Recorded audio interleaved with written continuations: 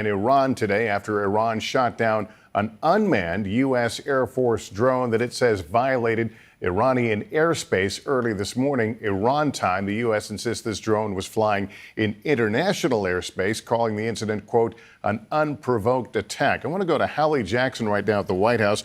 We should note the president spoke a moment ago in the Oval Office. That tape we're going to be seeing in about a minute or so. But Hallie, give us some sense of what the president said.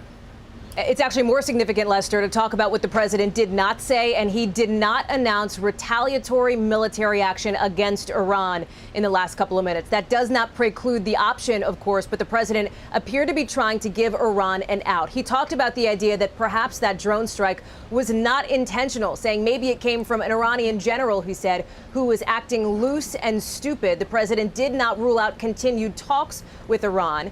He was cagey, as he so often is, when asked about the specifics of a potential military option here. I had the opportunity to ask the president if, in fact, he would strike Iran, and simply said, we'll soon find out, Lester. All right, Hallie, thanks. That tape has been queued up. Let's listen to what the president told reporters in the Oval Office minutes ago.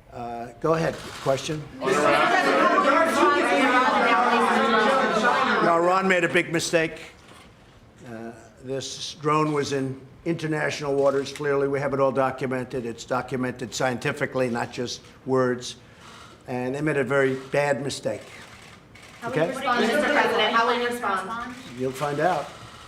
Are you willing to go to war with Iran? You'll find out. You'll find out. I mean, obviously, you know, we're not going to be talking too much about it. You're going to find out. They made a very big mistake. Mr. President, what are your concerns about China and the Canadians who are detained, sir? No concerns. We'll be discussing that. It'll be one of the issues I think we'll be discussing right now with Justin. Mr. President, the Fed made no change to the interest rate. Say it? The Fed made no change to the interest rates, right? Well, I guess they indicated they're going to be lower. We should have done sooner, but what are you going to do? Can't win them all. He should have done it sooner, but you can't win it all. And eventually he'll do what's right, perhaps. Let's see what he does. Would you ask China to release the Canadians? Would you ask China to release the Canadians? Do you intend to bring them up when you meet with Obviously, President? we're very concerned about the escalation by Iran recently. We have significant presence in the area, including leading in the NATO mission in Baghdad in Iraq.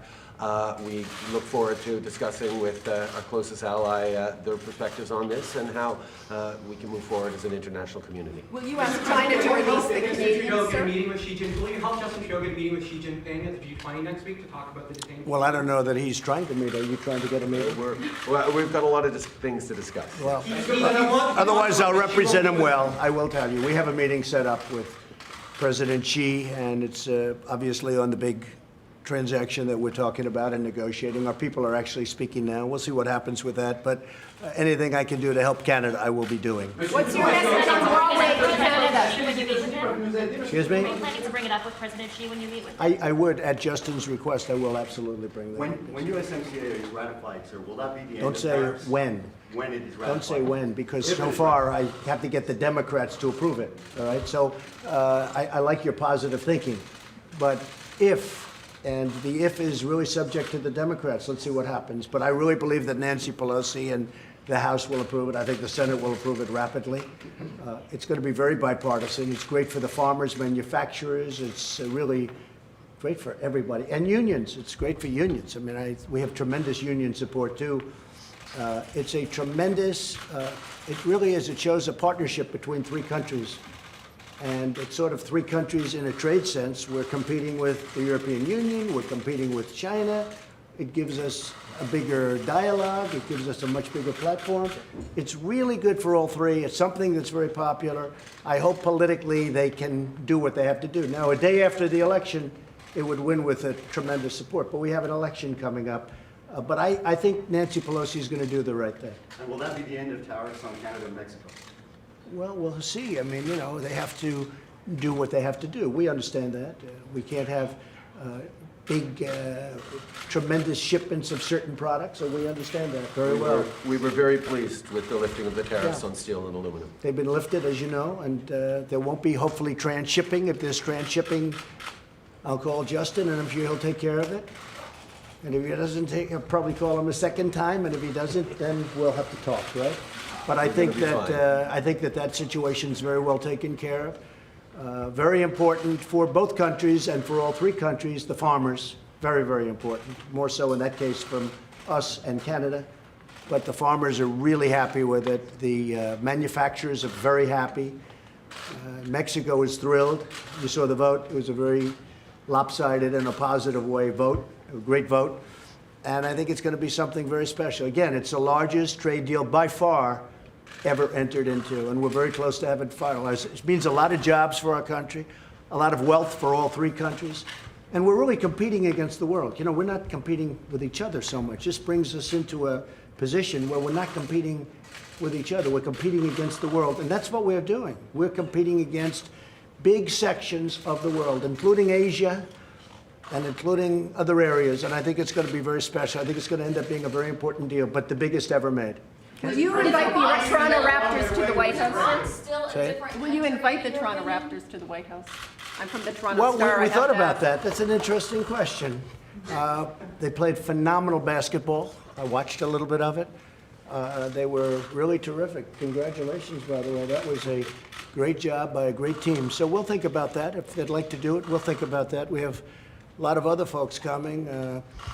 And the Presidential Medal, I just spoke to him. We're going to be presenting the Presidential Medal of Freedom to Roger Penske. Roger Penske is a great gentleman who has won 18 Indianapolis 500s. He's just won Daytona. He won Daytona, he won Indianapolis, he won probably more than anybody in the history of racing. I can't imagine anybody even being close.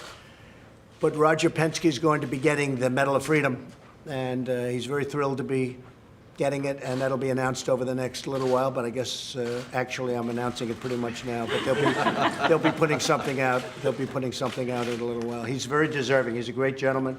I've known him a long time, and a very brilliant guy. You know, when you think of all the countries that want to win Indianapolis and Daytona, and they fight and they spend, even Canada, they spend a lot of money, and you know, when a man wins Indianapolis, when he wins it 18 times, and he just won the Daytona, and he won many things over the course of years, and he's become a very successful man. We talked about electric cars today. I think nobody knows more about that subject in terms of common sense than Roger Penske. So Roger Penske will be getting and receiving the Presidential Medal of Freedom. Mr. President, you said Iran is a We are watching President Trump. This was recorded a few minutes ago to the White House pool, who had gone in the Oval Office there, the president meeting with Canadian leader Justin Trudeau, but making some comments about Iran and the shoot down of an American reconnaissance drone, an unmanned drone. He's going to say a little more here. Made a mistake. I would imagine it was a general or somebody that made a mistake in shooting that drone down. And fortunately, that drone was unarmed. It was not, there was no man in it, and it was over international waters, clearly over international waters, but we didn't have a man or woman in the drone. We had nobody in the drone. Are you still open? It would have made a big difference, let me tell you. Would have made a big, big difference. But I have a feeling, I may be wrong and I may be right, but I'm right a lot. I have a feeling that it was a mistake made by somebody that shouldn't have been doing what they did. Who do you think did I that? think they made a mistake. And I'm not just talking to the country made a mistake. I think that somebody under the command of that country made a big Are you mistake. still open to talking to Iran's leadership? Let's just see what happens. Let's see what happens. It's all going to work out. So you think it was like there members of your administration who want Say it? Are you saying you think it wasn't intentional to strike the drone? I don't know. I find it hard to believe it was intentional, if you want to know the truth. I think that it could have been somebody who was loose and stupid that did it. But we'll be able to report back, and you'll understand exactly what happened. But it was a very foolish move. That I can tell you. What is the do you feel like there are members of your administration who are trying to push you into conflict? No, with not at Iran? all. Not at all. In fact, in many cases, it's the opposite. But I will say, look, I said, I want to get out of these endless wars. I campaigned on that. I want to get out. We've been in Afghanistan for 19 years. As you know, we've reduced very substantially in Afghanistan. We beat the caliphate. We took back 100% of the caliphate. When it was 99%, Justin, I said, we're going to get out. We're going to start peeling back. And everybody went crazy because it was 99. So I said, all right, so we'll finish it up. So we got 100%. And we're pulling that back out of Syria. We're pulling a lot of people back. But this is something, this is a new wrinkle. This is a new fly in the ointment, what happened shooting down the drone. and this country will not stand for it. That I can tell you. Thank you very much. Thank you. Thank you very much. Thanks, guys. Minutes ago, President Trump talking to reporters in the Oval Office there about a wide-ranging number of issues, but specifically what we're honing in here is comments on the shoot-down of an American drone, an unmanned aircraft about the size of a small passenger jet. The U.S. says was shot down in international waters. The Iranians say it was over their territory. I want to go back to Hallie Jackson at the White House. Hallie, in the course of 10 minutes, we heard the president say Iran made a mistake, as if they crossed a line, but then he went on to say they made a mistake in a different connotation there. So what are we left with? You're picking up on exactly what I was struck by from the president's comments in the Oval Office, Lester, and that is the shading and the framing of the way he's calling this a mistake. Initially, it sounded like an ominous warning to Iran that they made a mistake. Now it seems as though the president means that quite literally, that somebody inside the Iranian regime mistakenly, perhaps accidentally or on their own, acting loose and stupid, as he said, ended up shooting down that drone. The president, I think notably here, talked about how it was an unmanned drone. As you say, the United States says it was flying over international waters, not over Iranian airspace. And the president seemed to draw a distinction, obviously, between a manned aircraft and then the unmanned drone here. It seems like the president, while he's leaving the door open to some kind of a potential military move, and we don't know yet, he is trying to bring down the temperature a little bit, ratchet down the discussion, and try to give Iran a kind of out here by saying, hey, this may have been an actual literal mistake on Iran's part, and we're going to see how that plays out. Hallie Jackson, thank you. And as the president was speaking, shortly after he spoke, the Pentagon released some video, the first evidence they're offering about that drone, the Global Hawk drone. I think we can show it to you. It apparently shows a smoke trail. There it is. The smoke trail of the aircraft as it was brought down. Now, of course, from this, we can't tell international or Iranian airspace, but it is the first images, the first evidence the U.S. is putting forward about this shoot down of that drone, which is capable of a lot of intelligence collecting from very high altitudes. Let's go to Courtney Kuby now. She covers the Pentagon. She's in the United Arab Emirates, where some of these drones are based. The Pentagon, Courtney, has put out a map showing the location of the shoot down, but not the path that this aircraft took. Do we have any more information as to whether it may at some point have strayed into Iranian airspace? That's right, Lester. So the map shows what the U.S. military says is where the drone was shot down, this Global Hawk. It was presented along with a statement from the head of the U.S. Air Forces here in the region based in Qatar, who claims that the drone never strayed more than about 21 miles from the Iranian shoreline. Most of the international community recognizes that as long as it's outside of 12 nautical miles from that shore, that's considered international airspace. So the United States military really doubling down on their claims. I can tell you this drone was shot down just a very short distance from where we are here, but an even shorter distance from where I was yesterday out in the Gulf of Oman, where we got a first-hand look at one of the tankers that was attacked in the Gulf of Oman last week, the Courageous. We saw the blast hole. This is something that the U.S. military is now talking about was an attack by a limpet mine. While they're not necessarily pointing the finger directly at Iran, they are saying this is a kind of explosive that Iran has in its inventory.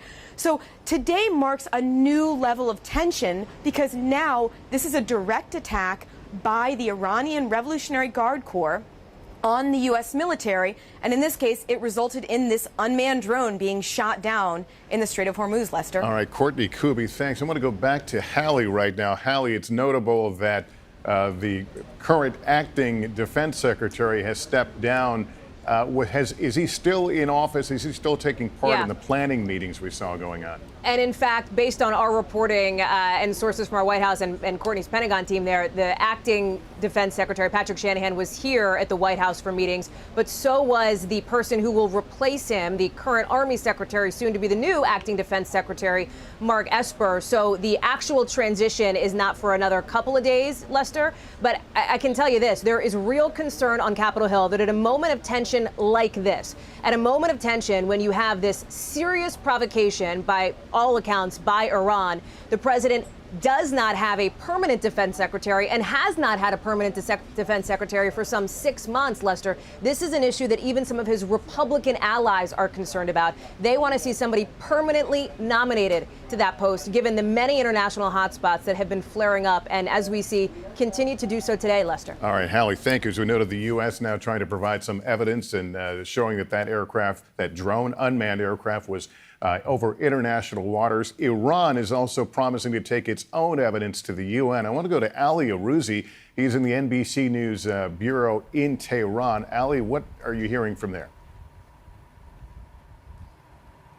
Well, Lester, unsurprisingly, the U.S. narrative of events differs from the Iranian version. The U.S. say the drone, the RQ-4A Global Hawk, was shot down in international airspace. Iran says it was in its airspace. Both sides, however, seem to agree on one thing, that Iran shot down the drone. Now, Iran has been saying since this morning that about shortly after midnight local time, that drone took off from a U.S. Air Force base in the southern Persian Gulf. And for about 4 hours, it was in or around Iranian airspace. And at about 0400 this morning, local time, the Iranian Revolutionary Guard shot that drone down. And just about 20 minutes ago, Lester, Iran was saying that the debris, the wreckage from that drone is currently floating in Iranian waters. Now, we may never exactly know where it was downed, but hitting it was a major coup for the Iranians. And they're not touting it as any sort of accident. They are saying that they showed that they can successfully target a highly sophisticated, extremely expensive piece of U.S. military hardware. And they have been promoting that all day. The commander of Iran's Revolutionary Guard, a man called General Hassan Salami, says the shooting down of a U.S. drone has sent a clear message to America, adding that the enemies who encroach on Iran's borders will be wiped out. And all of this animosity is very worrying, Lester. I feel like both sides are getting themselves into a cycle that they can't or won't be able to back down from. If they acquiesce to each other's demands, each side looks like it might be weak. If they accelerate this animosity, it endangers both sides. I don't think Iran wants an all-out war, but they don't want to look like they're weak. And as you mentioned, Lester, the Iranian foreign minister saying that they're going to take this case to the UN to prove that this was in Iranian territory. All right, Ali Arouzi, thanks very much. And to wrap up again, President Trump minutes ago reacting to the shoot down of that unmanned American drone over the Persian Gulf today. The president saying that Iran had made a big mistake, saying that with a tone of warning, but later in his remarks saying he found it hard to believe it was intentional and suggesting maybe, in fact, a general or someone, a specific person, may have made a mistake. So what the U.S. reaction beyond this will be, we will continue to monitor. We'll have all the developments throughout the day and come back on the air as events warrant. I'll see you back tonight with complete details on NBC Nightly News. For now, I'm Lester Holt, NBC News, New York. Good day.